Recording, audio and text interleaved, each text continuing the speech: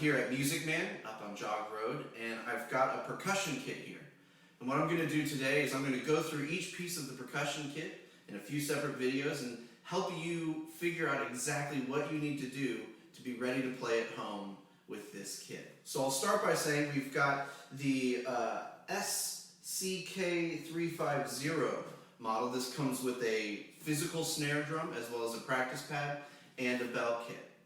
We're going to start first with playing through, actually not playing, I don't want to play for you today. I want to just show you how to put it together so you can play. I'm going to put together the bell kit. So I'll start by undoing the middle zipper, just because we're going to have to open there. But I also want to be careful because we do have a physical snare drum on the outside pocket.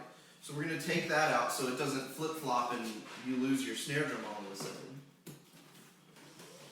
Just going to set this on the table.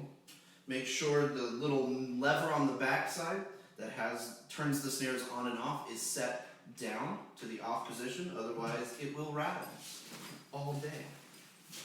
So once we get inside, we notice that we have an inside pocket. This is where our practice pad lives. Let me go ahead and remove this for future time.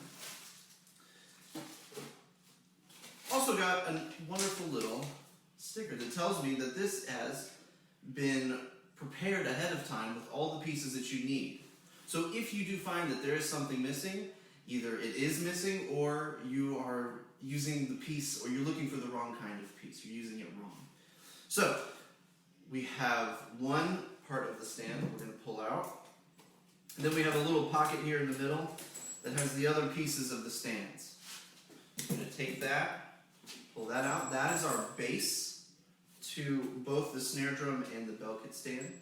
And then we have the top to the snare drum stand. A music stand that attaches to the bell kit, bell mallets, snare drum sticks. All right there in one pocket. So the last little thing we have to do is pull out the bell kit. So like I said, right now what we're going to do is we're going to put together the bell kit. So you notice the bell kit has a wide end and a narrow end, okay? With that, that will help us figure out exactly how to orient the bell stand. So first thing we want to do is find the piece that has a hole on the top. This is our base.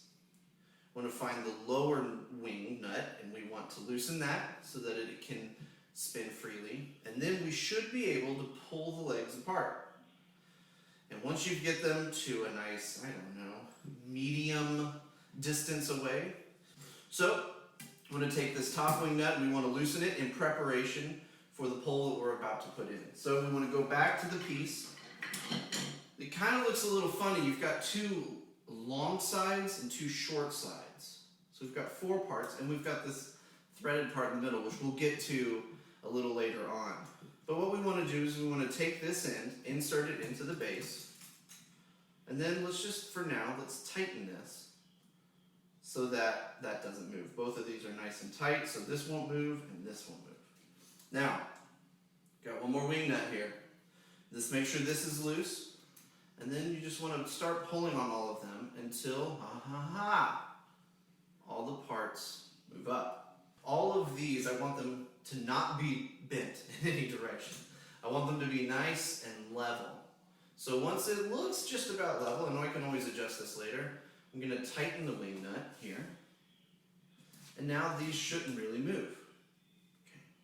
So I'm going to come back here for now. I'm going to loosen it so that I can lower the stand. Now, remember how I said there's a wide end and a narrow end? That is going to tell us which way we put this instrument on its stand. So what I want to do, because we play the notes from low to high, or from the left to the right, although orientation left to right, what I'm going to do is I'm going to make sure that the two long arms of this stand are to my left, and the two short arms are to my right. I don't want it to be whether there's one long, one short, or I don't want it to be short, short, long, long. I want it to be just like that.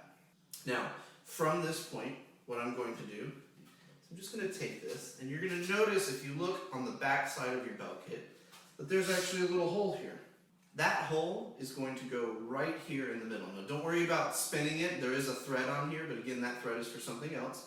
But the main portion of this rod right here is going to go down in here, and that's going to keep it in the same place no matter how you play it. So I'm just going to take it and watch that hole. I'm going to guide it down onto that spot, and you should be pretty much good to go. Now, what am I noticing? I'm noticing that this thing can wiggle around a lot. Well, and that's because the arms actually aren't supporting the bell kit. So what I'm going to do is I'm going to loosen this so that these arms can move, and I'm going to just bring it up as high as I can to the point where it's touching on all four arms. I don't want to go too high, otherwise you're going to start lifting the bell kit up. We don't want to go that far, but we just want them touching so that this thing doesn't move as much. So once it's doing that, you may need some help. If this is your first time, you may want to have, if you are a student, you may want to have your parents helping. Parents, you may want to have the student help. But we all want to make sure that all of these points are touching, and once it's doing that, then we can tighten it. Okay? So, the last thing to do, what I'm going to do is I'm going to now go back and set the height. So, going back to this middle wing nut, I need to loosen it so that the pole can move up and down. And then, once I feel as though it is at a good waist height, for some of you it may be lower than this, for some of you it may be higher than this. What we want to do is make sure that it's at a good waist height, and then we're done. So, at that point, you have the freedom to take your bell mallets and play the instrument however you want. If you are interested in getting this process to be as quick as possible, you may want to take something like a dry erase marker or a Sharpie or a piece of tape. And you may want to mark this location. You may want to mark the location at the bottom of the stand so that you always know what height you need it to be at when you go to play. But outside of that, we have officially put together our bell kit. What we've got here, this last little piece of the bell kit, is the music stand. So if you don't have access to a wire stand or a separate music stand to hold your music, you can actually use this to get your music right up against the bell kit. So what we need to do is we need to first locate the short end, the short little spindle. To me it looks like an hour hand on a clock versus the minute hand. So we have a short one and a long one on each of these corners. And what we're going to do is we're going to take the short end and push them so that they are like straight down. Then what we're going to do is we're going to spread it out. And what you'll notice on the back side of the bell kit are these two silver plates. These two silver plates need to be used to insert this little piece. So making sure that the minute hand, the longer piece, is facing you when you're playing. We're going to insert this into each one of those. And you can do it, try to get it so that both of them go in at the same time. May have to kind of push and pull and maybe try a couple times. But that should get you your wire stand. Now what you've got, you have a piece of paper up here. You use these minute hands, the longer ones, to push up against the back so that it keeps your music in place. Just as an example, I'm going to take this quality assurance checklist, and if I were to just try to put it up here, it would fall down. So what I'm going to do is, so you can see, take these minute hands, as we call them. I'm going to put it so that it goes right over there. What I can actually do is put this on and slide it right over. Boom. Doesn't move.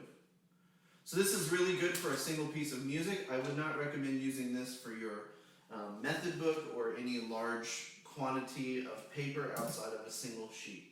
But this is available for you in the pack as well.